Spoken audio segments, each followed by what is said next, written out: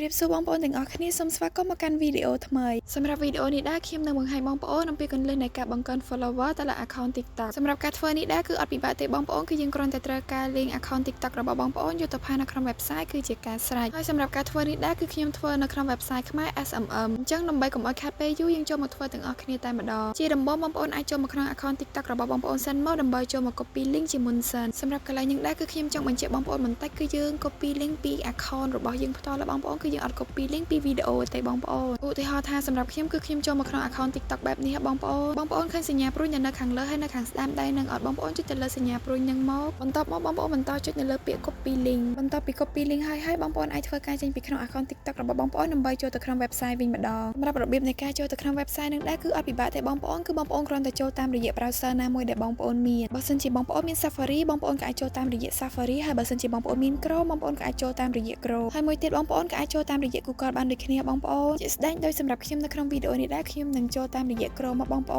នបន្តមកទៀតបងប្អូនគ្រាន់តែសេចពាក្យថាខ្មែរ SMM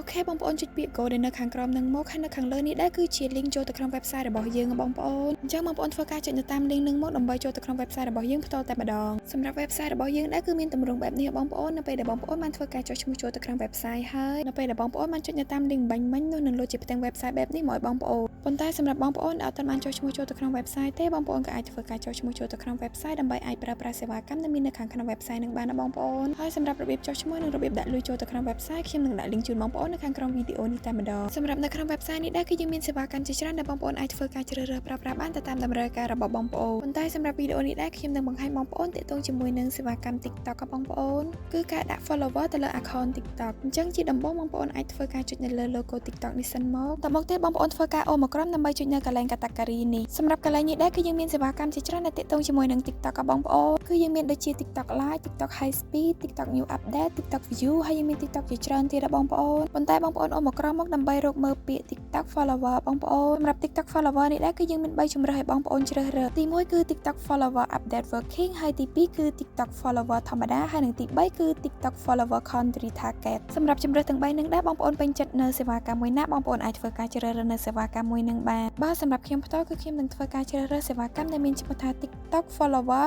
country targetចំណុចបន្ទាប់មកទៀតបងប្អូនមើលនៅកន្លែង service សម្រាប់កន្លែង service នឹងដែរគឺបងប្អូនធ្វើការជ្រើសរើសសេវាកម្មមកតង់ទីសម្រាប់កន្លែងនេះដែរគឺយើងមានសេវាកម្មជាច្រើនសម្រាប់ឲ្យបងប្អូនជ្រើសរើសហើយសម្រាប់ TikTok follower country target នឹងដែរគឺយើងមានជម្រើសប្រទេសផ្សេងៗសម្រាប់ឲ្យបងប្អូនជ្រើសរើសឧទាហរណ៍ថាបងប្អូនចង់ឲ្យប្រទេសណាមួយចូលទៅ follow account TikTok របស់បងប្អូនអញ្ចឹងបងប្អូននៅក្នុង service នេះដែរគឺយើងមានជម្រើសប្រទេសសម្រាប់ឲ្យបងប្អូនជ្រើសរើសដូចជា USA Brazil Pakistan អារ៉ាប់ជាដើមមកបងប្អូនសម្រាប់បងប្អូនចង់ឲ្យ account របស់ប្រទេសណាមួយចូលទៅ follow account TikTok របស់បងប្អូនអាចធ្វើការជ្រើសរើសនៅប្រទេសមួយនឹងបានហើយសម្រាប់សេវាកម្មទាំងអស់នឹងដែរគឺយើងមានចាប់ពីសេវាកម្មដែលមានតម្លៃធូរថ្លៃរហូតដល់សេវាកម្មដែលមានតម្លៃរាំងខ្ពស់បន្តិចបងប្អូនអញ្ចឹងបងប្អូនពេញចិត្តនៅសេវាកម្មមួយណាបងប្អូនអាចធ្វើការជ្រើសរើសនៅសេវាកម្មមួយនឹងបានហើយសម្រាប់ខ្ញុំគឺខ្ញុំនឹងធ្វើការជ្រើសរើសសេវាកម្មដែលនៅខាងលើគេនេះបងអស់បងប្អូនគឺសេវាកម្មដែលមាន ID code 10 code 236 TikTok follower USA នឹងបងប្អូនសម្រាប់សេវាកម្មនេះដែរគឺបងប្អូនរងចាំរយៈពេល1ម៉ោងនិង9នាទីបន្ទាប់ពីបងប្អូនបានធ្វើការចុច submit ហើយនោះនឹងដឹងលទ្ធផលហើយបងប្អូនហើយបន្តមកទៀតបងប្អូនមើលនៅកន្លែង pop link សម្រាប់ pop link នឹងដែរគឺខ្ញុំនឹងធ្វើការផាស link ដែលខ្ញុំបាន copy ពីដើមវីដេអូមកបងប្អូនសម្រាប់បងប្អូនដែលអត់ទាន់បាន copy link ទេបងប្អូនក៏អាចចូលទៅក្នុង account TikTok របស់បងប្អូនដើម្បីធ្វើការ copy link ហើយបន្តមកទៀតបងប្អូនយកមកផាសនៅក្នុង website នេះវិញបងប្អូនបន្ទាប់ពីផាស link ហើយបងប្អូនមើលបន្តនៅកន្លែង quantity សម្រាប់កន្លែងនឹងដែរគឺបងប្អូនធ្វើការដាក់ចំនួន follower ដែលបងប្អូនចង់បានត្រង់កន្លែងនឹងដែរបងប្អូនអាចដាក់បានចាប់ពី10 follower ទៅដល់10000 follower បងប្អូនអញ្ចឹងនៅចន្លោះតួលេខនឹងដែរបងប្អូនចង់ដាក់ប៉ុន្មានក៏បានដែរអាស្រ័យទៅលើតម្រូវការរបស់បងប្អូនផ្ទាល់តែបងប្អូនត្រូវចាំថាបងប្អូនអាចដាក់តិចបំផុតគឺត្រឹម10ហើយនិងច្រើនបំផុតគឺត្រឹម10000 follower បងប្អូ